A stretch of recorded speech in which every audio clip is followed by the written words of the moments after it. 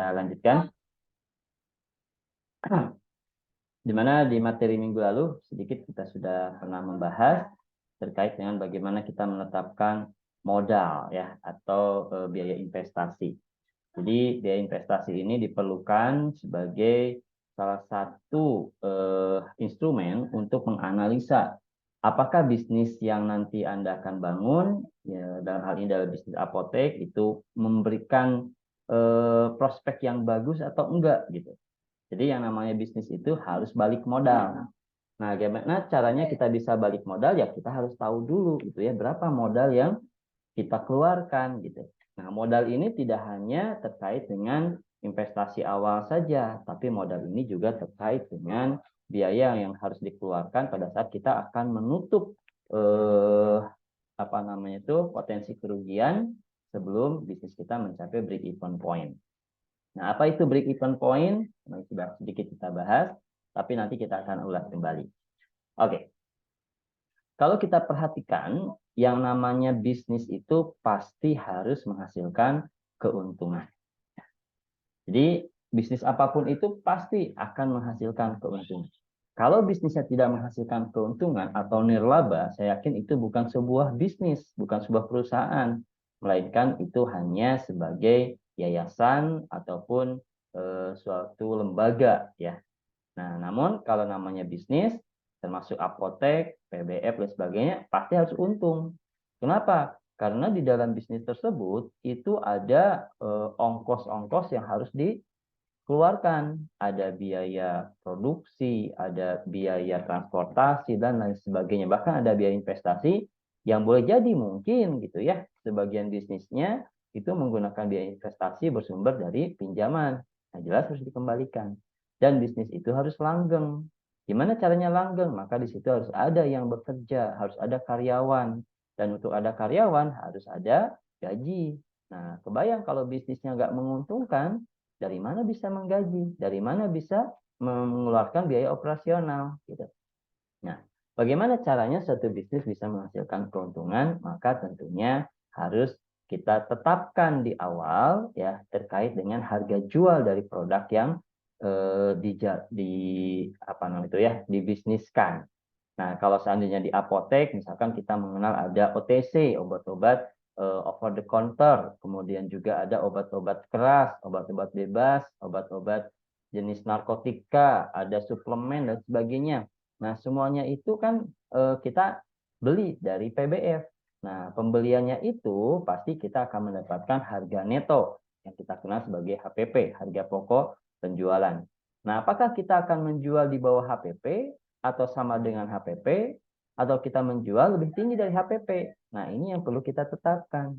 Makanya di sini yang akan kita bahas hari ini adalah bagaimana kita melakukan penetapan harga jual.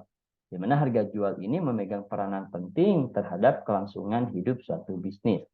Kalau seandainya harga jualnya di bawah HPP, pasti bisnisnya tidak akan bertahan lama. Ya. Kalau harga jualnya di atas harga HPP, ya ada potensi bisnis itu bisa langgeng, tapi tergantung juga. Kalau misalnya produknya adalah produk umum dan harga jualnya ketinggian, juga menjadi masalah. Misalkan gitu ya, Anda buka apotek, jual paracetamol 10.000, ternyata apotek lain jualnya 1.000, jelas bisnis Anda akan rugi. Anda tidak akan mendapatkan konsumen karena konsumen lebih memilih yang lebih murah. Bisa jadi seperti itu, gitu ya. Nah, adapun harga jual di sini bisa mungkin memang tidak terlalu tinggi dan tidak terlalu rendah. Kenapa? Karena jika terlalu tinggi akan berdampak pada produk yang tidak laku di pasaran. Nah, harga jual ini merupakan harga yang ditetapkan oleh perusahaan. Jadi harga jual itu bebas. Anda menetapkan metodenya tidak ada acuan bakunya sebenarnya gitu. Intinya, apakah harga tersebut layak untuk suatu produk atau enggak? Ya. Mungkin Anda pernah melihat ada sebuah karya seni pisang ya. Jadi kalau saya lihat sih kayaknya pisang Ambon. Kemudian pisang itu diselotip, ditempelkan pada dinding berwarna putih. Harganya bisa miliaran gitu ya. Tapi kalau pisangnya Anda jual di pasar, jual miliaran, nggak mungkin laku gitu. Nah, kenapa? Karena tadi gitu ya, harga jual itu sangat bergantung pada jenis produknya. Kalau produknya berupa karya seni, boleh jadi mungkin hanya sekitar coretan biasa saja dari seorang pelukis ternama atau seniman ternama, maka akan dibiayai tinggi. Tapi ketika coretan itu dari kita yang mungkin bukan siapa-siapa, susah gitu ya, jangankan harga tinggi, ada yang mau beli aja udah syukur gitu ya. Nah, gitu. Jadi harga jual ini penting untuk kita tetapkan. Kalau Anda bisnis di apotek, misalkan Anda berencana membuat apotek, maka skill Anda dalam menetapkan harga jual ini juga merupakan suatu kebutuhan yang perlu Anda kuasai. Nah, harga jual itu ditentukan dengan cara bagaimana? Pertama, kita harus menentukan dulu berapa HPP-nya, gitu ya. Jadi berapa HPP dari pembelian produk tersebut. Kemudian berikutnya adalah berapa keuntungan yang diinginkan dari penjualan produk tersebut. Nah, kemudian penetapan harga jual ini juga ditentukan oleh kualitas dari suatu produk, kelangkaannya, permintaan, kompetitor, dan lain sebagainya. Kalau kita di bisnis apotek misalkan, ya tiba-tiba ada orang yang menitipkan barang. Biasanya suka ada orang-orang yang dia namanya adalah konsinyasi. Jadi konsinyasi itu misalkan kita buka apotek ada pedagang madu misalkan ya, madu hutan. Datang, Pak, saya punya madu hutan. Boleh nggak saya titip di sini? Yang dibayar yang laku saja. Nah, biasanya konsinyasi itu seperti itu. Jadi yang dibayar itu yang laku saja. Nah, kita kan untung. Kita itu dapat barang secara gratis dan kita hanya bayar apa yang laku saja gitu. Nah, si produk tersebut misalkan langka nih, nggak ada di yang lain. Produknya udah asli, langka, dapat dari produsennya harga murah, kita tetapkan misalkan harga yang lebih tinggi. Misalkan ya, harganya 2 kali lipat dari harga pembeliannya. Itu sah-sah saja gitu, selama memang langka dan tidak ada dijual di tempat lain. Tapi kalau produknya dijual di tempat lain, jangan coba-coba Anda menaikkan 2 kali lipat. Bisa-bisa Anda dalam sehari bisnisnya berangkut. Nggak ada yang mau datang ke apotek Anda, misalkan. Jadi kita perhatikan kualitas produknya seperti apa, kelangkaan produknya, permintaannya, kompetitor, dan lain sebagainya. Dan tidak hanya bisnis apotek ya, ketika menjalankan bisnis yang lain juga, ketika bisnis adalah bisnis yang baru, dan itu adalah langka dan dibutuhkan oleh masyarakat, ya Anda bebas menentukan harganya seperti apa. Nah, kemudian penetapan harga jual ini juga sangat berbeda-beda tergantung dari karakter bisnisnya. Ada yang bisnisnya di bidang jasa. Nah, bidang jasa itu nggak bisa cara penetapannya sama seperti di apotek. Ada yang bisnisnya di bidang produksi, nggak bisa cara penetapannya seperti di bidang retail, kelontongan misalkan ya. Nah, itu nggak bisa seperti itu. Penetapan harga jual yang tidak tepat akan menentukan perkembangan bisnis yang Anda jalankan. Apabila terlalu mahal, jelas peminatnya akan sedikit, bahkan tidak ada. Apabila terlalu murah, nah ini juga masalah gitu ya.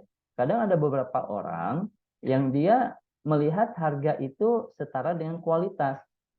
Contoh misalkan ya, saya pernah menjual mukena bahan sutra.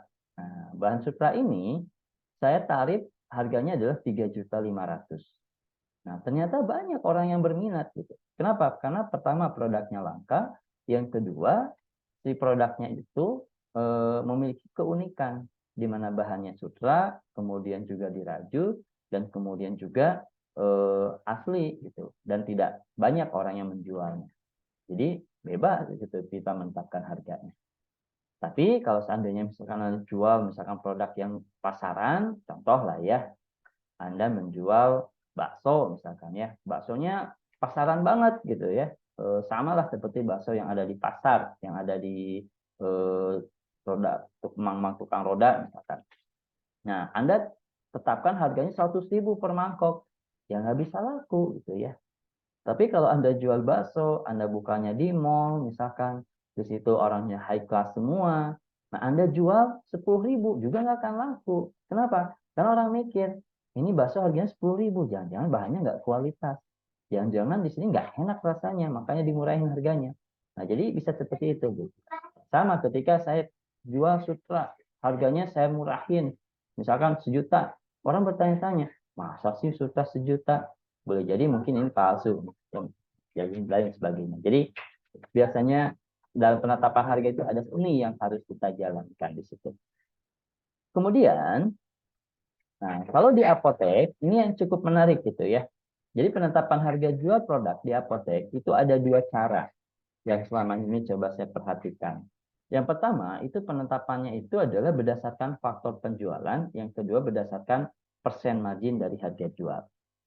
Ya, sebelum kita ke penetapan harga, biasanya kita mendapatkan harga dari PBF atau dari distributor atau dari apapun itu gitu ya, ketika kita membeli, itu biasanya kita mendapatkan harga sudah plus PPN.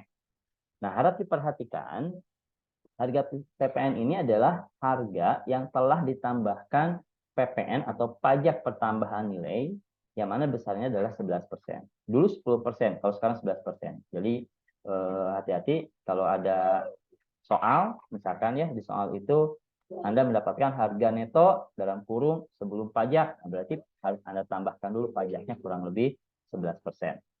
Jadi bukan 10%. Nah, penetapan harga ini kalau di apotek itu yang berlaku itu yang paling banyak adalah berdasarkan faktor penjualan. Saya nggak tahu kenapa banyak memilih faktor penjualan gitu ya. Di mana faktor penjualan ini rumusnya sederhana sebenarnya. Jadi kalau seandainya kita menetapkan harganya itu dilebihkan 20% dari harga neto, maka faktor penjualan itu adalah 1 plus N, di mana N itu adalah persentase marginnya. Berarti kalau 20% berarti 1 plus 0,2 sama dengan 1,2. Nah, ini yang sekali lagi yang paling banyak digunakan metodenya oleh apotek-apotek yang ada di sekitar kita. Namun, ada juga apotek yang menetapkan harga jualnya itu berdasarkan margin dari harga penjualan. Ini biasanya apotek-apotek BUMN, mereka menetapkan dalam bentuk margin. Atau kebanyakan industri ya menetapkan margin itu dan harga itu dalam bentuk persen margin. Di mana rumusnya adalah 1/1 kurangi N dikalikan HPP atau HPP per 1 kurangi N, di mana N-nya itu adalah persen keuntungan. Jadi kalau keuntungannya adalah 0,2, maka rumusnya itu adalah HPP per 1 dikurangi 0,2, kemudian 0,1 HPP per 0,8. Apa keuntungan dan kerugiannya menetapkan dua harga ini? Ya, kalau kita menetapkan harga jualnya berdasarkan faktor penjualan, maka di ujung kita kan nanti akan menghitung namanya adalah gross profit margin dan net profit margin. Itu adalah persentase antara keuntungan yang diperoleh terhadap harga jual atau omset. Nah, kalau kita dasarnya adalah faktor penjualan, kita beranggapan bahwa keuntungannya adalah 20%. Ternyata setelah dihitung itu keuntungannya ternyata jauh di bawah 20%. Kenapa? Karena di sini penetapannya bukan dari omset, tapi 20% itu adalah dari HPP, dari harga pokok penjualan. Nah, ini yang jadi masalah sebenarnya. Yang benar harusnya penetapan harga itu adalah berdasarkan persen margin. Di mana ketika menetapkan saya keuntungannya punya 20%, maka di ujung keuntungan yang kita peroleh sesuai dengan prediksi kita yaitu 20%. Nah, silakan nanti kalau Anda pada prakteknya gitu ya, Anda apakah akan menetapkan berdasarkan faktor penjualan atau berdasarkan persen margin. Kalau di soal-soal CBT UKAI, ya, soal-soal ini sering keluar dan rata-rata di CBT UKAI mereka juga menggunakan faktor penjualan. Biasanya menggunakan faktor penjualan, ya. Namun kalau prakteknya, kalau Anda bisnis apapun, saran saya jangan menggunakan faktor penjualan, tapi menggunakan persen margin. Takutnya keliru, gitu ya. Kelirunya itu adalah kita mengaku-ngaku persen keuntungannya berapa? Oh, 20%. Ternyata pas dihitung itu, loh kok keuntungannya 18%. Kemana ya sisanya? Karena salah konsep atau salah dalam memilih metode. Tapi keduanya digunakan. Itu maksud saya ya.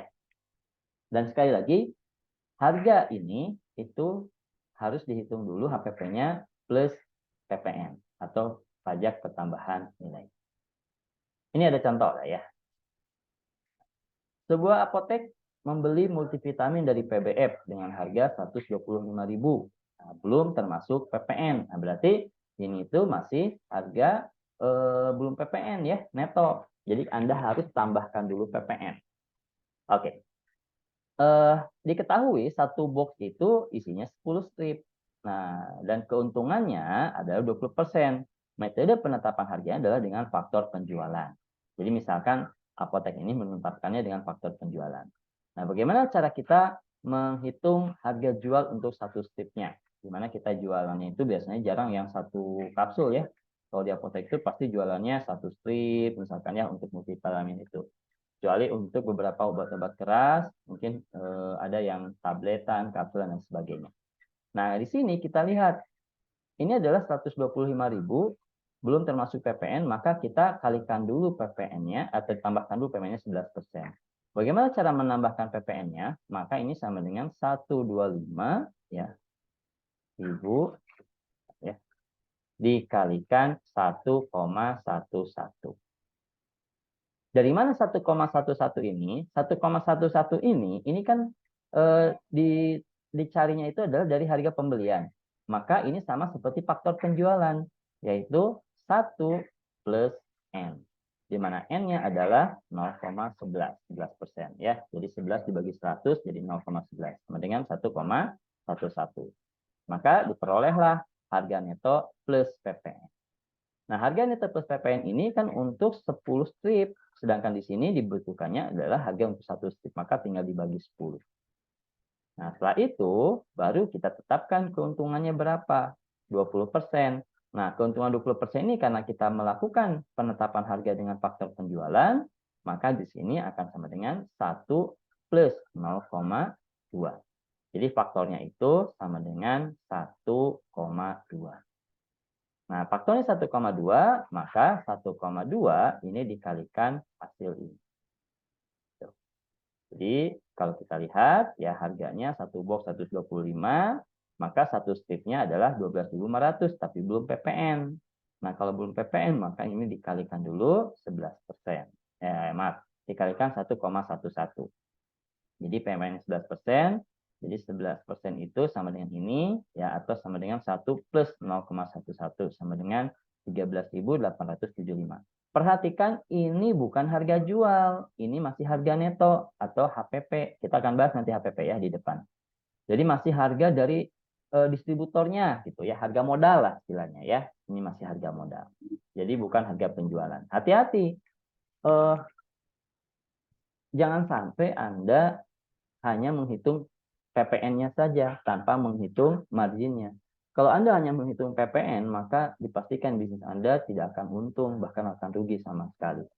Baik, setelah di margin ditetapkan 20%, maka faktor penjualannya adalah 1 plus 0,2. Dikalikan berapa? 13.875. Maka harganya adalah 16.650 per strip. Pak, boleh nggak ini dibulatkan? Ya, terserah ya. Pada realisasinya ketika Anda menjual misalkan bulatkanlah 16.700 gitu ya, atau 17.000 ya silahkan gitu. Tapi kalau Anda ingin menetapkan faktornya adalah 20%, minimal harganya adalah 16.650. Kalau di bawah ini berarti Anda menjual di bawah target. Itu ya, hati-hati. Oke. Bagaimana kalau seandainya kita gunakan metodenya adalah margin persen margin. Tadi pajaknya adalah 11%. Harga beli setelah pajak 12.500 plus 11 kali 12.500 sama dengan 13.875, atau ini sama dengan 1 plus 0,11 ya. Baik, marginnya ada 20%, maka kita gunakan rumus yang ini. 1 per 1 dikurangi 0,2. Maka ini hasilnya adalah 18.500. Nah,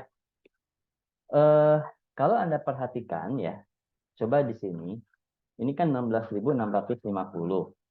Harga modalnya adalah 13.875. Bentar ya, kita buka dulu kalkulatornya. Oke, kalau kita perhatikan, ini kan harganya 16.650. Modalnya adalah 13.875. Nah, ini kan asumsi kita dia keuntungannya 20% ya. Kalau ini kita bagi dengan penjualan, ternyata bukan 20%, melainkan hanya 16%. Ya. Beda kalau seandainya kita melihat di sini. Ini harga jualnya adalah 18.500. Harga modalnya 13.875. Kita bagi ini ya terhadap harga penjualannya 18.500, maka keuntungannya adalah 25%. Kok 25% ya? 62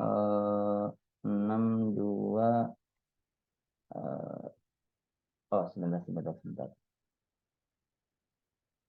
Marginnya ditetapkan 20%. Ini takutnya salah hitung ya. Kita coba hitung ulang. 1 dikalikan 13,875 dibagi 0,8. Oke, bukan 18.500 ya. 17.343. Sebentar.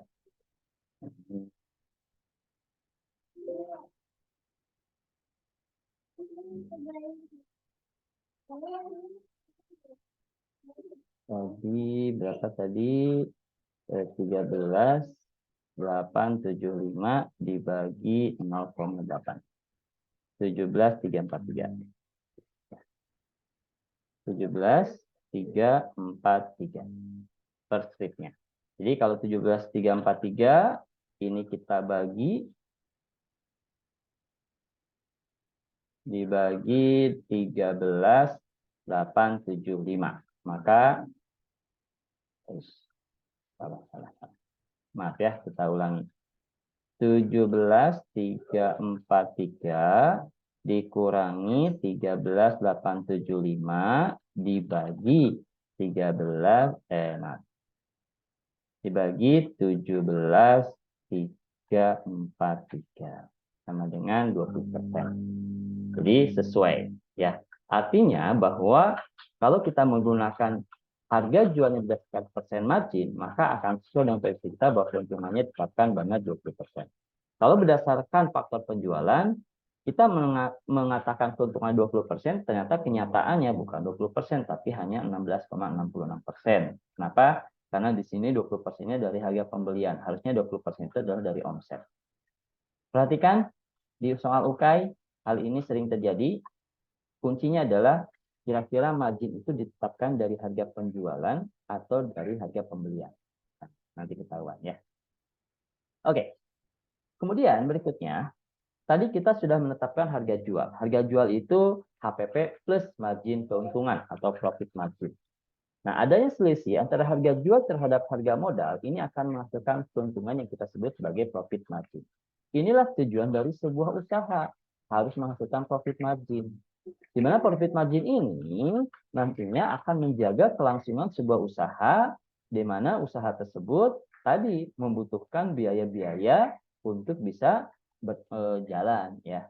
Contoh misalkan biaya air, biaya listrik, masa ada apotek listriknya misalkan nggak nyala, ya misalkan karena nggak mampu bayar listrik, listriknya dicabut, kan nggak mungkin. Kemudian juga ada gaji karyawan, karena tidak hanya apoteker saja yang bekerja di apotek, ada CS-nya, misalkan ya customer service-nya, ada tellernya misalkan, ada AA asisten apoteker yang membantu meracik dan sebagainya, maka di situ kita membutuhkan keuntungan. Nah, untuk menetapkan profit tersebut, maka kita perlu menghitung dengan seksama total penjualan atau kita sebut sebagai omset.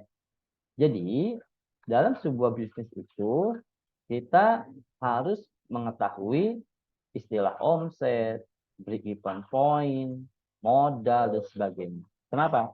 Karena dari sini kita bisa ketahui berapa besar keuntungan yang diperoleh dari sebuah bisnis. Hati-hati ketika Anda menjalankan usaha, ketika ditanya, keuntungannya berapa persen? Aduh, saya nggak ngitung ya. Nah, bisa jadi mungkin bisnis kita itu stagnan gitu ya, tidak ada keuntungan sama sekali. Kalaupun untung, tidak mampu menutup beban operasional. Nah, ini jadi masalah. Nah, selain kita menetapkan omset, kita juga perlu mengetahui harga pokok penjualan. Bagaimana cara kita mengetahui harga pokok penjualan? Maka biasanya harga pokok penjualan ini akan kita tetapkan dengan menggunakan metode namanya adalah analisis stock of name. Jadi ada istilah stock of name. Kalau Anda pernah, saya yakin ya, Anda jalan-jalan ke mall, ke supermarket, atau ke minimarket, Anda melihat petugasnya sedang menghitung apakah dengan menggunakan tembak barcode, atau Anda dengan mencatat dan sebagainya. Nah, apa yang sedang mereka lakukan? Mereka sedang melakukan stock of name.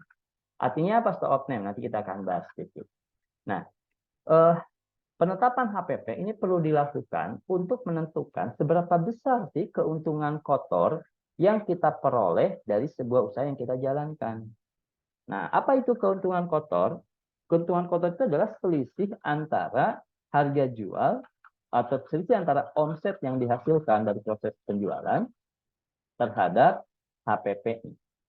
Jadi, Anda jualan nih selama sebulan. Berapa sih hasil penjualan Anda? Misalkan 20 juta untuk apotek selama sebulan. Nah, apakah itu keuntungan? Bukan. Itu namanya adalah omset. Nah, keuntungannya adalah omset tersebut dikurangi. Selama Anda 1 bulan beroperasi, berapa harga pokok penjualan dari apotek tersebut? Misalkan Anda jual paracetamol, harganya 5.000 misalkan ya. Nah, harga 5.000 itu kan omset, bukan keuntungan. Maka keuntungannya berapa? Anda dapat paracetamol dari PBF berapa? Oh, dapatnya 4.000. Oh, berarti keuntungannya adalah 1.000 dari paracetamol itu. Nah, keuntungan itu kan tidak hanya per produk, tapi banyak produk yang lain. Ada keuntungan yang lain juga. Nah, maka disinilah kita harus menetapkan berapa total omset yang dihasilkan. Yang berikutnya kita tentukan berapa HPP selama periode tersebut. Oke, angka HPP ini diperlukan untuk menentukan seberapa besar keuntungan kotor atau kita sebagai gross margin. Nah, selain keuntungan bruto, biasanya kita juga akan menetapkan total keuntungan bersih, ya. Yakni ini adalah uang cash yang nanti setelah kita jualan, uang cash ini benar-benar uang bersih setelah dikurangi operasional dan sebagainya. Pokoknya uang ini bisa Anda tabung, gitu ya. Nah, ini namanya adalah margin neto atau margin bersih. Nah, untuk bisa menentukan margin bersih, maka kita perlu mengetahui fixed cost. Nah, jadi ada istilah fixed cost. Apa itu fixed cost? Ini adalah biaya tetap. Di mana biaya tetap ini ditentukan untuk mengetahui keuntungan bersih. Nanti kita akan bahas lebih lanjut. Nah, untuk menetapkan biaya fixed cost ini, maka kita perlu tahu fixed cost ini apa saja. Gitu. Nah, nanti kita akan lihat ya. Dan HPP, seringkali beberapa orang mengatakan HPP ini adalah variable cost. Apa bedanya? Nanti kita akan lihat. Nah, ini adalah tujuan dari suatu bisnis perdagangan apapun itu ya, mau bisnis jasa, bisnis catering, bisnis WO ya, wedding organizer, mau bisnis travel agent, apapun lah ya, maka pasti mereka itu berharap adanya profit margin. Nah, perlu kita bedakan profit margin itu ada dua, ada gross profit margin, ada net profit margin. Di mana gross profit margin tadi adalah selisih antara harga jual terhadap HPP, harga pokok produksi atau harga pokok pembelian atau harga pokok penjualan. Sedangkan net profit margin ini adalah selisih antara gross profit margin terhadap fixed cost. Kita akan ulas lagi, tenang ya. Jadi sekarang yang penting dapat kabar dulu lah ya. Oh, ada net profit margin, ada gross profit margin. Oke, apa bedanya antara variable cost dan fixed cost dulu? Variable cost ini dari dua istilah, variable dan cost. Kalau cost itu pasti biaya yang dikeluarkan. Ya. Variable berarti dia berubah-ubah. Nah, jadi variable cost ini adalah biaya yang senantiasa berubah-ubah. Biaya ini harus dikeluarkan pada saat kita menjalankan suatu usaha. Dan perubahan biaya ini sangat bergantung pada banyaknya jumlah produk yang terjual. Contoh misalkan, tadi kembali ke paracetamol. Saya jual paracetamol itu harganya 5.000 tuh ya per satu stick.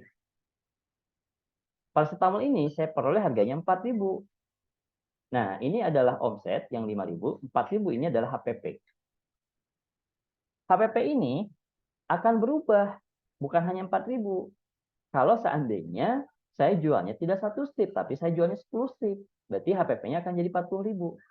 Kalau saya jualnya 100 strip, harga PP-nya menjadi 400.000. Nah, inilah yang disebut variabel, berubah-ubah. Makanya kenapa variable cost ini sangat didasarkan pada banyaknya jumlah produk yang terjual. Adapun fixed cost, fix itu tetap. Ya. Dan namanya tetap, maka dia tidak dipengaruhi oleh dinamika penjualan produk. Mau jual 1 strip, mau jual 10 strip, tetap Anda itu harus menggaji karyawan. Contoh misalkan ya, kita punya karyawan 4 orang, total gajinya 10 juta kalau di total misalkan. Mau usahanya untung, usahanya rugi, mau apoteknya nggak jualan sama sekali karena nggak laku misalkan, kita tetap harus mengeluarkan 10 juta itu. Atau apoteknya laku keras, misalkan apoteknya omsetnya itu bisa nyampe 200 juta sebulan, tetap pengeluarannya adalah 10 juta untuk gaji. Kenapa? Karena pengeluaran 10 juta ini sudah ditetapkan. Nggak mungkin dong gaji itu naik setiap bulan. Bulan ini misalkan 2 juta, bulan depan naik 2,5 juta. Bulan depan lagi turun 1,5 juta, nggak mungkin. Nggak ada orang yang akan suka ketika gajinya itu dia naik turun. Kecuali gitu ya, kalau sistemnya adalah kerjasama, bukan dengan bentuk gaji, tapi bagi hasil. Misalkan, kamu kerja dengan saya dong. Nah, kerjanya bagaimana nih? So, kamu jadi pengelola, nanti keuntungannya 20% ya untuk kamu. Misalkan. Nah, dapat nih hari ini keuntungannya 10 juta, berarti 20% adalah 2 juta. Bulan depan keuntungannya 20 juta, berarti dia dapat 4 juta. Bulan depannya lagi keuntungannya dia 5 juta, berarti dia cuma dapat 1 juta. Nah, itu beda lagi konsep kerjasamanya. Itu sudah kita bahas kapan? Di minggu yang sebelumnya. Pertemuan sebelum Lebaran ya. Terkait dengan bagaimana kita mencari modal dengan sistemnya itu adalah saham. Ada sistem bagi hasil di situ kita sudah bahas. Nah, jadi fixed cost itu kenapa dikatakan fix? Karena dia sifatnya tetap, tidak dipengaruhi oleh dinamika penjualan produk. Mau untung ataupun rugi, tetap fixed cost-nya harus dikeluarkan. Nah, kita lihat dulu ke variable cost ya. Variable cost ini sebenarnya banyak identiknya dengan harga pokok produksi atau harga pokok penjualan atau harga modal ya. Nah, jadi variable cost itu sangat erat kaitannya dengan HPP. Meskipun sebenarnya variable cost itu tidak hanya HPP, ada harga-harga yang lain. Misalkan gitu ya, kalau di penjualan apa namanya itu mobil misalkan, di showroom mobil, maka si orang yang menjual itu kalau dia berhasil menjualkan mobil dia dapat komisi. Nah, itu juga variable cost. Tapi kalau di apotek kan nggak mungkin ya. Sok Anda apoteker mampu menjual obat keras ini 10 box, Anda dapat komisi. Enggak kan? Jarang. Biasanya kalau di apotek itu jarang ada komisi-komisian seperti itu. Tapi kalau untuk bisnis yang lain, tergantung bisnisnya mungkin ada komisi. Nah, selain komisi ada juga biasanya misalkan fixed cost ini, variable cost ini adalah terkait dengan biaya transportasi misalkan ya. Jadi ketika kita pesan obat itu kan ada biaya yang dikeluarkan. Semakin sering pesan obat, semakin banyak yang dikeluarkan. Atau misalkan Anda membuka jasa layanan antar ke konsumen misalkan. Nah, gratis ongkir misalkan ya. Itu kan semakin sering Anda mengantar berarti kan akan ada biaya transportasi yang dikeluarkan. Makanya itu variabel. Oke.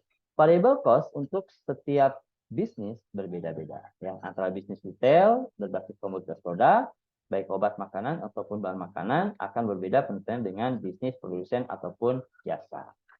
Contoh lah ya, nanti kita akan coba lihat. Nah, nilai variable cost ini tadi sangat bergantung pada jumlah produk yang terjual.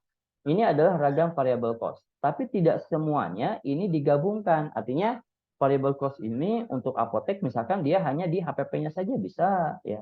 Kalau Anda misalkan jualan tahu bulat misalkan ya kan ada biaya produksi, maka di biaya produksi ini sebagai variable cost-nya. Misalkan di tahu bulat itu Anda ngasih komisi kepada si resellernya misalkan ya ada biaya komisi penjualan dan lain sebagainya. Jadi ini berbeda-beda. Jadi ada yang menetapkan hanya HPP-nya saja, ada yang menetapkan HPP plus biaya pemesanan, dan menetapkan komisi dan sebagainya. Tergantung bisnisnya. Nah, kita sepakati di sini karena kita di ranahnya adalah partnership yang mana pemodelannya di apotek, maka cukup untuk variable cost kita gunakan HPP-nya saja, gitu ya.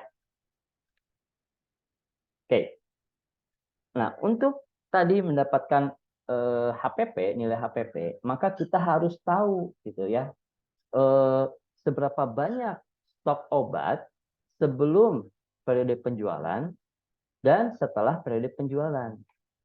Nah, jadi HPP itu ditentukan dengan cara bagaimana kita harus mengetahui dulu stok obat sebelum masa penjualan ya dengan stok obat setelah masa penjualan. Kalau Anda ingin menetapkan profit marginnya adalah per bulan, maka Anda harus tahu HPP, stok obat atau stok produk sebelum bulan berjalan dan setelah bulan berjalan. Bagaimana cara kita mengetahuinya? Maka kita melakukan namanya adalah stock of name.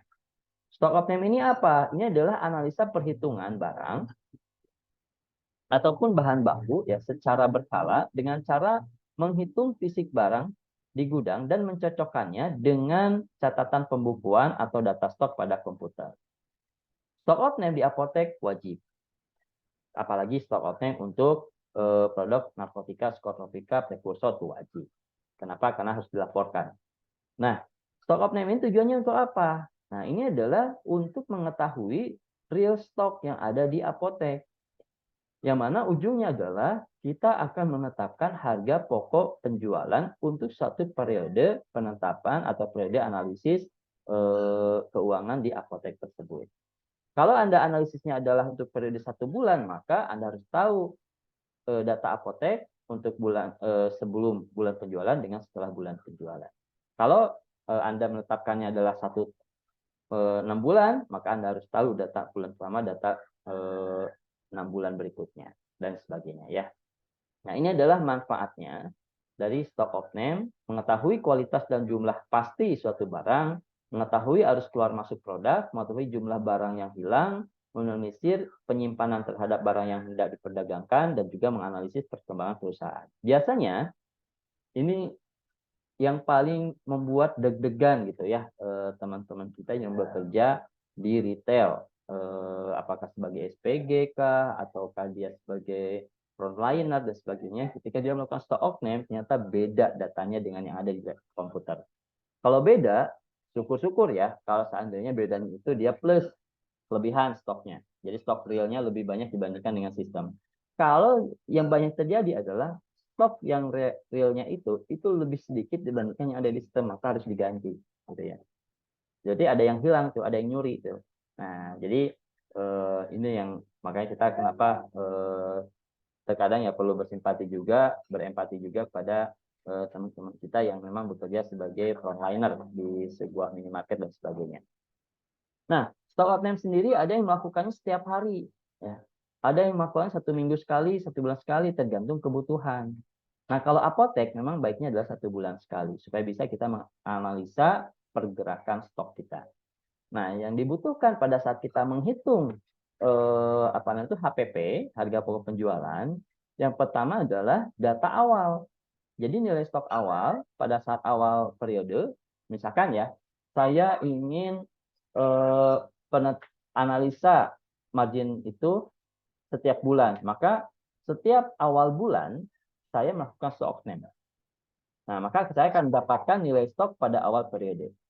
Nah, bulan berikutnya kan itu satu periode itu, maka saya melakukan stock of name kembali, maka itu akan menjadi jumlah stok pada akhir periode. Jadi awal periode, akhir periode. Nah, selama 1 bulan ini kan kita melakukan proses pembelian. Berarti kan stok obat itu nggak mungkin stagnan dong. Pastinya dia akan bertambah dan berkurang. Berkurang karena dia dijual, bertambah karena kita membeli. Maka di sini ada jumlah pembelian. Sehingga menghitung HPP adalah dengan cara stok awal plus pembelian, total pembelian dikurangi stok akhir. Nah, ketika kita sudah mendapatkan HPP ini, nah HPP ini Anda awalnya biasanya menghitung dalam bentuk unit ya, misalkan 10 strip, 10 box dan sebagainya. Nah, harga unit tersebut itu harus kita akumulasikan dalam bentuk nominal. Nah, jadi misalkan 10 strip itu kalau dinilaikan jadi berapa tuh? Berapa rupiah? Nah, jadi biasanya kita menerapkan HPP itu dalam bentuk rupiah, bukan dalam bentuk unit ya. Nah, jadi nanti totalnya berapa rupiah. Nah, HPP inilah yang nanti akan menentukan berapa besaran gross margin yang kita peroleh. Jadi HPP sebulan ini menjadi modal, kemudian nanti kita hitung berapa omset selama bulan tersebut. Omset tersebut dikurangi HPP, berapakah keuntungan yang kita peroleh dari bisnis yang dijalankan. Nah, HPP itu akan berbeda-beda tadi ya untuk setiap bisnis. Contoh misalkan ini ada bisnis jasa salon rias wisuda. Kan pastinya berbeda dengan apotek ya. Kalau apotek kan harus ada produknya, harus ada obat yang disimpan di gudang.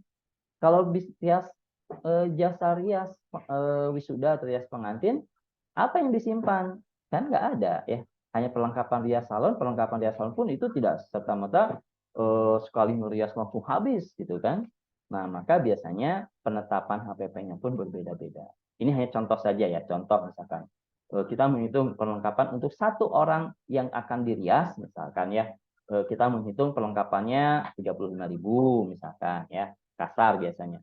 Kita menuju ke tempat perhiasan, maka ada transportasi yang harus kita keluarkan, misalkan 50.000. Nah, kita bawa anak buah, ada karyawan yang harus ikut untuk ikut merias, misalkan satu karyawan itu per satu orang itu 35.000 misalkan. Oh, Pak, kekecilan 100.000, silahkan. Maka total HPP-nya kalau jumlah adalah 120.000. Ingat, ini adalah HPP, bukan harga yang dipatok untuk setiap kali merias. Nah, dari HPP ini Anda tentukan keuntungannya mau berapa persen ya. Boleh nggak saya ambil keuntungan 100%? Sah-sah saja. Ya. Misalkan HPP-nya dapat 120.000, Anda mengambil keuntungannya misalkan 200.000, jadi Anda jualnya 320.000. Jadi setiap ada orang yang dia diminta dirias oleh Anda, maka per orang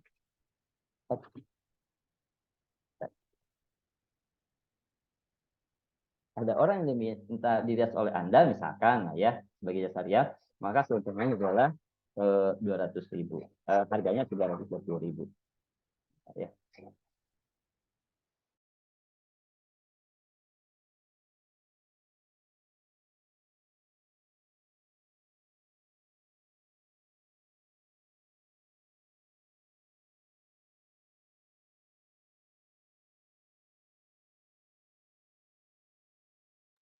Oke, mohon maaf. Nah, atau misalkan Anda bisnisnya wedding organizer, di mana Anda kan mengorganisir catering, mengorganisir tenda, mengorganisir bunga, pelaminan, sebagainya, itu dihitung sendiri gitu ya. Atau misalkan gitu ya, bisnisnya adalah Anda bikin kedai burger misalkan ya. Nah, di kedai burger itu kan kita beli roti nggak mungkin dong beli roti satuan, pasti kalau beli rotinya adalah pack gitu ya. Di mana isinya setiap pack itu adalah 5 misalkan. Kita tetapkan, oh selama sebulan saya menjual 50 pack, harganya 1 juta ya total ya. Daging ayamnya sekian, sekian, sekian, sekian, sehingga di total maka modal untuk bulan pertama adalah 2 juta. Nah, ini adalah modalnya. Nah, kemudian dari 2 juta ini jadi berapa? Ternyata dari 250 burger. Maka dari 2 juta ini per burgernya itu ternyata harganya adalah 8.000 HPP. Nah, kalau harganya sekian berarti saya ingin mengambil keuntungan 100%, misalkan saya jual 16.000, boleh nggak? Boleh-boleh saja. Jadi HPP itu penting supaya kita tidak kecolongan. Jangan sampai karena kita perang harga ya, ada tetangga sebelah jualan burger ayam, kita jualan burger sapi, dia harganya 6.000, kita turunin harganya 5.000, padahal kos kita biaya modalnya sudah 8.000, udah jelas itu mah bunuh diri. Jelas kita mah bisnis tapi untuk rugi. Nah, ini jadi masalah. Makanya penting kita menetapkan HPP. Kita tetapkan dulu. Oke, kebayang ya? Nah, ini contoh saja. Misalkan di apotek ini kita akan menentukan apa namanya itu margin total keuntungan yang diperoleh selama 1 tahun usaha apotek berjalan. Nah, maka data yang dibutuhkan apa? Kita membutuhkan data awal. Nah, di mana pada awal Januari 2022 dilakukan stock of name diperoleh datanya adalah 35 juta. Nah, selama tahun 2022, Apotek melakukan total pembelian 240 juta. Dan data akhir itu tercatat sebesar 25 juta. Kita lihat ada data awal, ya, kemudian S0 ya, kemudian ada pembelian, kemudian ada data akhir. Maka HPP-nya berapa? HPP-nya adalah 35 plus 240 dikurangi 25. Jadi sama dengan 250 juta HPP-nya. Nah, berikutnya tinggal kita tentukan berapa omset yang diperoleh. Ya. Jadi kita peroleh bagaimana menetapkan HPP. Jadi kalau di apotek, sebagian besar penetapannya adalah seperti ini. Kalau bisnis yang lain mungkin agak berbeda, ya, tergantung tadi jenis bisnisnya. Kalau retail rata-rata sama. Kalau untuk retail, apotek, minimarket, ya, perusahaan, pabrik dan sebagainya itu tinggal sama. Di mana mereka kalau seandainya dalam bentuk produksi, biasanya S0-nya itu bukan dalam bentuk produk, tapi S0-nya itu adalah dalam bentuk bahan baku biasanya, ya, bahan baku plus produk yang belum terjual. Nah, kalau di apotek kan nggak ada bahan baku ya, di apotek jelas semuanya adalah produk. Ya. Oke. Kemudian dari HPP ini kita akan mendapatkan namanya adalah gross profit margin atau GPM. GPM ini merupakan pendapatan bruto, ya istilah lain, atau ada pendapatan kotor, ini sama sebenarnya, yaitu selisih antara total pendapatan atau omset terhadap HPP. Dan gross margin ini dihitung untuk menentukan net profit margin dan pajak penghasilan. Jadi kalau Anda bisnisnya udah besar, biasanya dia dan omset di atas 500 juta ya, kalau nggak salah, atau di atas 1 miliar, saya lupa ya. Itu ada skala omset untuk satu bisnis UMKM yang dikenai pajak, namanya adalah pajak penghasilan. Nah, pajak penghasilan itu kurang lebih 2,5% kalau nggak salah ya, dari total omset. Pajak penghasilan itu, bukan dari total omset, dari gross margin kalau nggak salah ya. Nanti kita cek kembali. Nah, pajak penghasilan itu wajib kita bayarkan pada saat akhir tahun biasanya. Makanya kenapa ketika Anda mengajukan usaha, ya, OPT apapun itu, Anda nanti diminta untuk membuat NIB, nomor induk berusaha. Nah, NIB ini nanti ada 2 syarat yang harus Anda kirimkan. Pertama adalah KTP, ya, dituliskan KTP-nya, yang kedua adalah NPWP. Jadi untuk menentukan itu. Nah, kita lanjut ke sini. GPM sendiri ini merupakan rasio antara gross profit atau keuntungan kotor terhadap pendapatan atau omset. Jadi rumusnya adalah streaming. Total omset dikurangi HPP atau gross profit per total omset. Jadi total omset kurang HPP sama dengan gross profit. Ya. Kali 100%. Nah, ini adalah persen GPM. Semakin besar persen GPM, maka semakin bagus usahanya. Semakin banyak orang tertarik untuk berinvestasi. Jadi kalau ada orang yang tertarik berinvestasi, maka kita tidak perlu lagi minjem uang ke bank. Cukup kita menggalang investasi atau patungan usaha, gitu ya. Nah, biasanya kalau seandainya Anda menjalankan suatu usaha atau mau menjalankan usaha, cari modal. Nah, biasanya kita akan membuat proposal usaha. Nanti ada sebuah proyek ya yang harus Anda kerjakan terkait dengan proposal usaha, tapi sedang saya rancang dulu. Di dalam proposal usaha itu biasanya kita tawarkan ke teman-teman. Kita tawarkan ke relasi-relasi. Dan biasanya yang dilihat apa? Ini keuntungannya presentasinya berapa persen. Kemudian dari keuntungan itu, bagi hasil buat saya berapa persen. Nah, biasanya nanti arahnya ke situ. Ya. Oke. Ini contohnya. Ya, perhitungannya. Nah, ini adalah untuk net profit margin. Kalau tadi JPM, kalau ini adalah NPM. Kalau GPM itu adalah selisih antara omset terhadap HPP. Kalau net profit margin ini selisih antara GPP,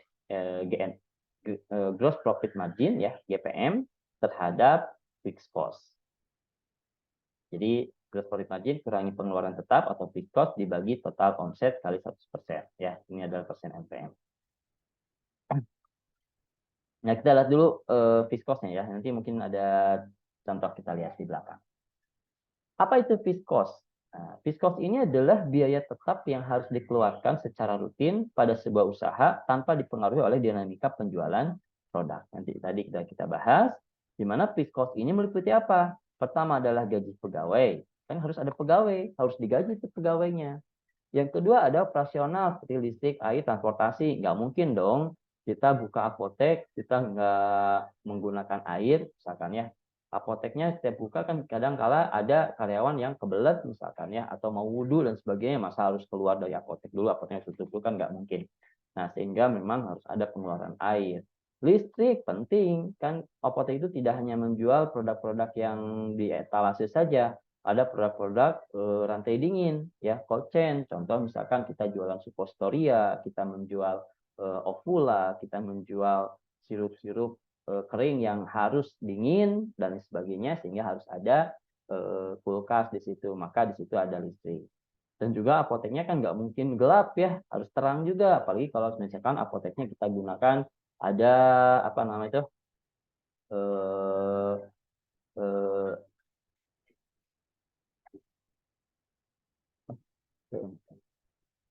nah apa namanya itu neon box. Nah, ada neon boxnya misalkan ya. Atau bahkan hati-hati ya, ketika Anda memasang pelang dan ukuran besar di depan apotek Anda, maka biasanya itu ada pajak reklame. Nah, itu juga dikeluarkan. Nah, pajak reklame itu sifatnya juga tetap fixed cost. Nah, selain itu ada biaya depresiasi. Nah, apa itu biaya depresiasi? Kita sudah bahas di sebelum Lebaran bahwa ketika kita menetapkan investasi, nah, untuk sebuah usaha, misalkan investasi itu kita membeli gedung, membangun gedung, kita membangun etalase, kita membeli motor dan sebagainya.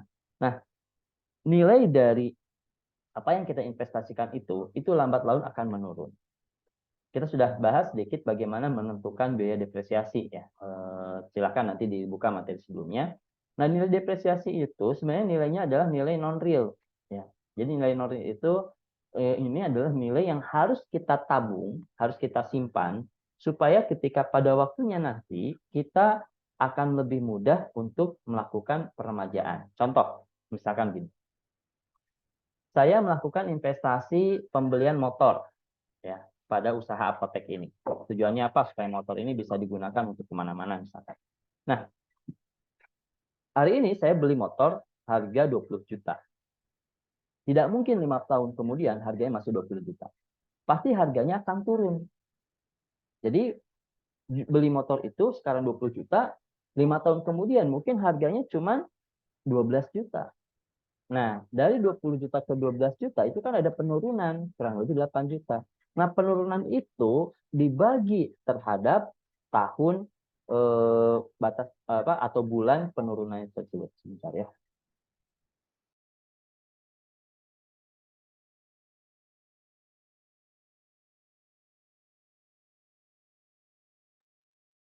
Nah, eh, itu kita kenal sebagai biaya depresiasi. Di mana biaya depresiasi tadi kita hitung berapa nilai awal kita membeli, berapa nilai akhir ketika kita mau jual, dan berapa penurunannya setiap periode tersebut. Misalkan setiap bulannya. Dan ketika kita menghitung depresiasi ini, maka pada tahun kelima, misalkan motornya mau kita ganti dengan motor baru, maka motor itu kan kita jual tuh harganya 8 juta. Nah, si 8 juta ini nantinya kita tambahkan dengan biaya depresiasi yang kita kumpulkan untuk membeli motor yang baru. Nah, jadi itu fungsi dari biaya depresiasi. Dan biaya depresiasi itu tidak hanya ke motor, bisa juga ke bangunan. Bangunan itu kan harus direnovasi, ya. Nah, maka ini juga masuk depresiasi. Jadi apapun itu alat-alat, perangkat sebagainya yang dia mengalami penurunan harga, maka itu dihitung biaya depresiasinya. Kecuali tanah yang kita beli. Kalau Anda misalkan membeli tanah untuk bangun apotek, tanah itu yakin harganya akan turun. Biasanya harganya naik. Makanya kalau Anda beli tanah, misalkan hari ini saya beli tanah 100 juta, maka harganya tentu akan naik, bukan lagi 100 juta. Makanya itu tidak masuk biaya depresiasi. Tapi bangunannya masuk biaya depresiasi. Kenapa? Karena bangunan itu akan mengalami kerusakan, sehingga setiap 5 tahun Anda harus renovasi. Nah, jadi bedakan gitu ya. Kemudian kalau seandainya bangunannya nggak beli, Pak, saya sewa misalkan ya. Nah, maka sewa ini juga harus ditetapkan sebagai fixed cost. Misalkan saya sewanya selama 5 tahun, setahunnya 20 juta, berarti 100 juta tuh saya bayar di awal. Maka sewa 100 juta ini Anda harus hitung per bulannya itu kalau dikira-kirakan jadi berapa. Maka itu dikeluarkan sebagai fixed cost karena pengeluaran rutin. Supaya apa? Nah, fixed cost ini nanti memang nggak dikeluarkan, tidak dibayarkan, tapi ditabung. Supaya ketika 5 tahun kemudian usahanya mau dilanjutkan, ya di tempat yang sama, kita punya biaya untuk lanjutkan sewa. Termasuk cicilan bank kalau ada ya. Tapi saya tidak menyarankan ini ya. Untuk usaha yang baru akan berjalan, sebisa mungkin modalnya jangan pinjam dari bank. Kenapa? Karena ya sudah kita bahas lah ya sebelum Lebaran, silakan Anda buka lagi materi. Oke, biaya gaji saya yakin lah ya setiap orang yang dipekerjakan itu harus mendapatkan haknya. Sedangkan dalam Islam itu seorang karyawan itu bayarkan haknya sebelum keringatnya kering, gitu ya. Hati-hati ketika kita sebagai owner, lebih baik kita yang nggak digaji, tapi kita bisa menggaji karyawan dibandingkan dengan kita mendahulukan kita dulu yang digaji dong, karyawannya nanti saja. Nah, itu presiden buruk ya. Dan ketetapan gaji itu tidak ada yang pasti, tidak ada yang mutlak, gitu ya. Boleh Anda mengikuti UMR, boleh dilebihkan, boleh ada bonus dan sebagainya. Namun pada saat penetapan gaji itu ada seniknya juga. Biasanya gaji ini ada beberapa tipikalnya gitu ya. Beberapa industri menetapkan ada gaji pokok dan biasanya ada di luar pokok. Di luar pokok itu ada tunjangan, ada bonus dan sebagainya. Nah, kenapa harus seperti itu? Supaya ketika gaji pokok ini ditetapkan dan misalkan tunjangan dan ini misalkan ada karyawan baru nih, maka karyawan itu hanya mendapatkan pokoknya saja. Tunjangan dan juga bonus baru diberikan ketika dia sudah bekerja selama 1 tahun misalkan. Ada seperti itu ya. Nah, jadi ada seninya juga bagaimana kita menetapkan gaji. Tapi gajinya juga jangan keterlaluan gitu ya. Misalkan saya meng-hire apoteker karena saking susahnya, udah apoteker di tempat saya digaji 10 juta. Wah, kebayang ya betapa sulitnya nanti kita akan menggaji apoteker tersebut. Atau misalkan ya karena bisnisnya masih jelek, apotekernya saya gaji 500.000. Wah, itu kan sama saja dengan menurunkan gairah orang untuk bekerja kepada Anda. Ini ya, peran apoteker itu tidak hanya sebagai seorang apoteker yang nanti mampu bekerja sebagai apoteker di apotek rumah sakit, tapi Anda juga harus menjadi seorang pengelola. Artinya pengelola itu Anda sampai harus menetapkan seperti ini. Gitu. Ini contoh saja, misalkan Pak Apoteker penanggung jawab kita gaji 2.500.000 misalkan ya. Meskipun ini apoteker penanggung jawabnya adalah Anda, tetap gitu ya, ini harus ditetapkan. Jangan mentang-mentang ini kan apotek saya, terserah saya dong gitu ya, gaji saya berapa, terserah saya dong nanti keuntungannya mau saya gunakan untuk semuanya dan sebagainya. Maka itu akan menjadi manajemen yang tidak baik. Dan kenapa harus kita tahu seperti ini? Boleh jadi mungkin Anda akan buka cabang apotek.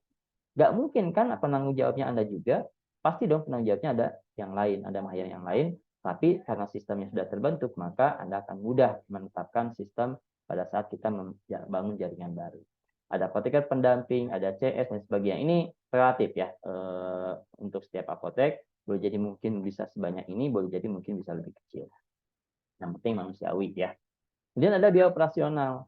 Nah, apa bedanya dengan tadi gaji? Kalau gaji itu kaitannya dengan karyawan, kalau operasional kaitannya dengan pengeluaran rutin ketika apotek itu harus berjalan, atau bisnis harus berjalan. Ini meliputi apa? Ada biaya listrik, air, transportasi, dan biaya lain biasanya. Mohon maaf ya, jelang Lebaran kemarin misalkan ada orang-orang datang ke apotek minta THR, misalkan ya minta, atau ada dari lingkungan-lingkungan setempat ini mau ada perbaikan jalan, ada sumbangan dan lain sebagainya gitu. Nah, itu kan termasuk ya dalam biaya operasional yang perlu kita perhatikan. Makanya ini kita tetapkan ya. Nah, kalau di proposal bisnis, biasanya penetapannya itu masih angka kasar, jadi masih angka perkiraan. Oke, kemudian ada biaya sewa. Nah, kalau seandainya misalkan apoteknya itu bukanya di tempat bukan milik sendiri, misalkan ya, milik mertua, misalkan ya. Nah, itu kan tetap kita harus tetapkan biaya sewa. Kenapa? Karena sebisa mungkin itu harus kita tutupi, harus kita penuhi.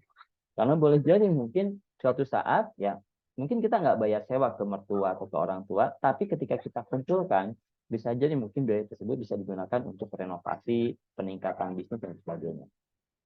Oke, ataupun kalau sewa, nah sewa itu kan misalkan nggak mungkin ya, Anda sewa apotek bayarnya per bulan, sangat tidak mungkin dan sangat tidak dianjurkan. Kalau misalkan Anda buka apotek dan sewa, itu sebisa mungkin sewanya minimal 2 tahun atau 3 tahun atau 5 tahun itu lebih baik. Kenapa? Karena bisnis itu mustahil dalam waktu setahun itu bisa langsung menghasilkan keuntungan. Bisa jadi mungkin keuntungan itu baru diperoleh di tahun kedua, ketiga gitu ya. Jadi ada spare waktu ketika memang kita melakukan penyewaan itu dalam jangka panjang. Namun perhitungannya tetap harus kita hitung rutin setiap bulan. Jadi harus ada gitu, perhitungannya. Contoh lah ya, tadi saya menyewa tempat untuk 5 tahun itu adalah 120 juta misalkan. Berarti per tahunnya itu adalah 24 juta dan per bulannya adalah 2 juta. Maka ini akan dijadikan sebagai fixed cost. Nah, jadi total fixed cost itu adalah biaya depresiasi, gaji operasional, sewa tempat, atau biaya lainnya kalau ada silahkan. Tapi yang memang rutin dikeluarkan setiap bulan, yang tidak terkait dengan omset. Ya. Oke, ini contoh saja ya. Misalkan ada di apotek kita ya, ketika di awal melakukan store of name, ternyata data obatnya 35 juta. Kemudian kita melakukan pembelian selama 1 tahun 240 juta, stok obatnya di akhir itu ternyata 25 juta. Maka kita bisa mendapatkan HPP di sini ya. Nah, dari HPP ini nanti kita akan mendapatkan gross margin. Nah, berikutnya gitu ya. Dari apotek tersebut ternyata omsetnya adalah 400 juta. Nah, 400 juta ini adalah omset. Ketika 400 juta ini dikurangi dengan HPP, maka diperolehlah gross margin. Baik itu dalam bentuk nominal ataupun dalam bentuk persentase. Dan kemudian ada beban operasional selama 1 tahun adalah 100 juta. Maka ini akan digunakan untuk menghitung net profit margin, NPM. Ya. Di mana net profit margin itu adalah GPM dikurangi fixed cost. Jadi kita dapat nih data awal, obat, ya, SA, kita dapat pembelian, kita dapat S akhir, ya ini S0 ya, S0, ini S akhir, maka kita dapat HPP-nya. Setelah dapat HPP, maka kita dapat gross profit margin-nya, yaitu 400 dikurangi HPP dibagi 400 juta. Sedangkan untuk net profit margin, kita dapat tadi ya nominal profit margin, gross profit-nya, gross profit dikurangi dengan fixed cost dibagi omset, maka dapatlah net profit margin. Jadi ini yang kita ketahui ya, dan ini adalah GPM baik nominal maupun persentasenya. Di mana HPP-nya 250 juta, GPM-nya 150 juta, dari mana 400 dikurangi 250 juta. 400 ini adalah omsetnya. Maka persen GPM-nya adalah 150 juta dibagi 400 juta dikali 1%, 37,5%. Artinya, keuntungan kotor dari apotek itu adalah 37,5%. Ya, standar biasanya. Apotek itu rata-rata keuntungannya di angka sekian.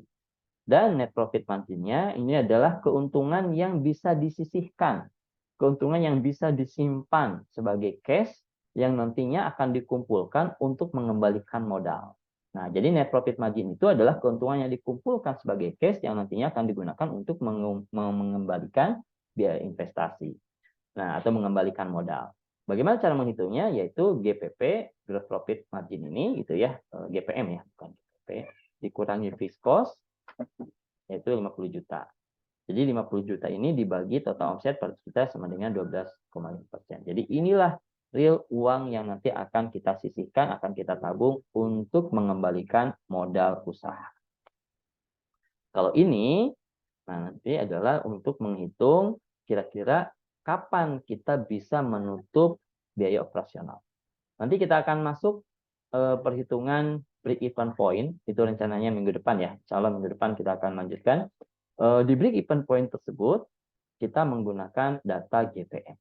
Apa itu break-even point? Nanti kita akan bahas ya.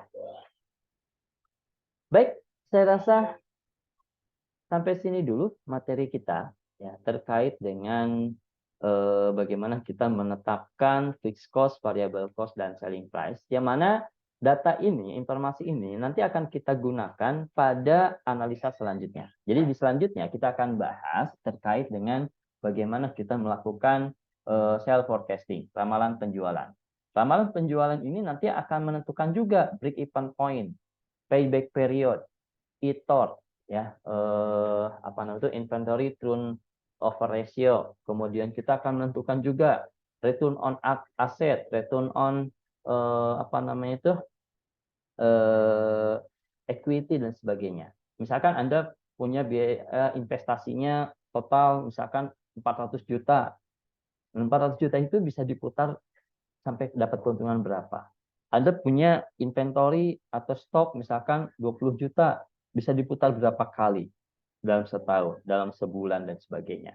Kita akan bahas di situ, tapi sebaiknya kita pahami dulu terkait dengan ini, ya. Dan selling price ini nanti akan menentukan berapa besar gross profit margin-nya.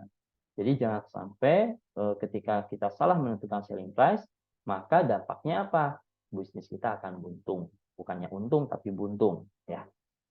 Oke, kita masih ada waktu, saya kasih waktu 5 menit saja. Kalau seandainya ada pertanyaan yang akan ditanyakan dari materi untuk hari ini, persilahkan, ya.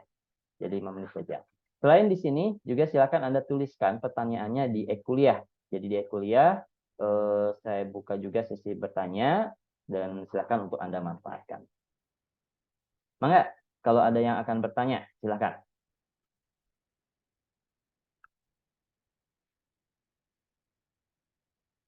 Cukup?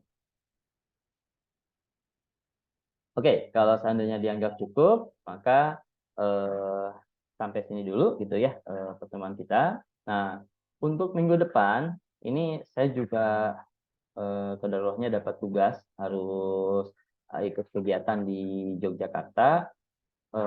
Kita putuskan nanti ya minggu depan apakah kita dengan sinkronus atau asinkronus, dikarenakan khawatir kalau dengan sinkronus berarti bisa terjadi saya harus mengajar via Zoom, tapi itu di dalam kondisi yang tidak kondusif gitu ya. Nah, kalau asinkronus berarti saya harus membuat rekaman yang nanti silakan untuk nanti Anda konsumsi, Anda pelajari.